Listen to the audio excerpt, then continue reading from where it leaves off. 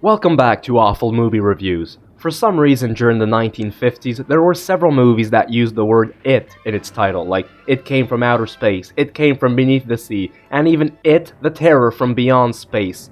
And now, It conquered the world. But what conquered the world? I don't think I want to know. But first, I want to ask you guys, what is your favorite 1950s B-movie? Please let me know down in the comments below, and don't forget to subscribe to never miss out on another review. Now, if you needed to fight a 1950s B-movie monster, you'd either call upon John Agar or Awful Movie Review's favorite Peter Graves. After starring in the terrible Killers from Space, and before he'd star in the equally terrible Beginning of the End, which I've both already reviewed, here Graves plays a scientist named Dr. Paul Nelson, who was involved in a mission to launch a satellite to the planet Venus. But when it crashes back down to Earth, it brings back an alien life form which wants to rule the world. Ooh. Dr. Nelson has got a friend who's been in contact with the alien, and is also secretly carrying out his master plan. How he manages to communicate with the alien, knowing that he doesn't speak English, is a big mystery to me, and is never mentioned. But it's not all. This alien also has the means to stop all of the power and electricity on this Earth.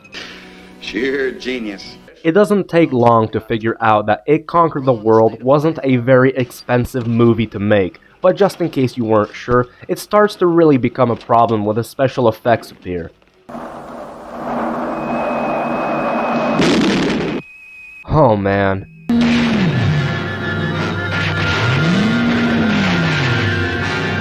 And what the fuck is that? So what they're trying to tell you is that some ice cream cone shaped alien who barely moves and stays hidden inside Bronson Canyon all day is going to take over the entire globe.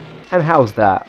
Well, the alien produces some sort of flying little monster which stings people and makes them slaves to the alien, but he's only got 12 of them every week for some reason. So yes, he's planning on taking over the whole world with 12 random people from a small mountain town.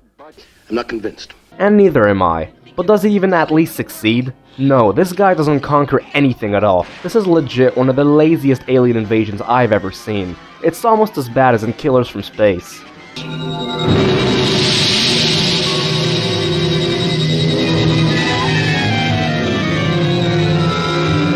Oh well, that's the end of the conquest for him. This is a pretty stupid movie. I wonder who was behind it.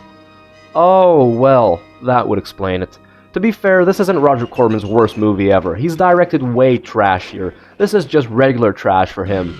But it's still one of those poorly written quickies that he produced for the drive-in market. Surprisingly, the acting for this film isn't actually that bad, and for a low-budget piece of shit like this, not only did it have Peter Graves in it, but it also had Beverly Garland from My Three Sons, and Levon Cleef from the Dollar Trilogy.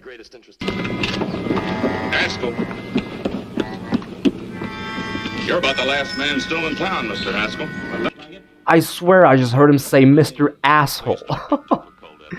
Mr. Asshole. The craziest thing about this whole movie is that someone thought that it was good enough to be remade in 1966 for television and in color. The remake is called Zontar, the Thing from Venus, and just by judging from the title, it looks even worse. So there we have it, another foolish Bronson Canyon-based sci-fi pick. Please don't watch it. What an awful movie.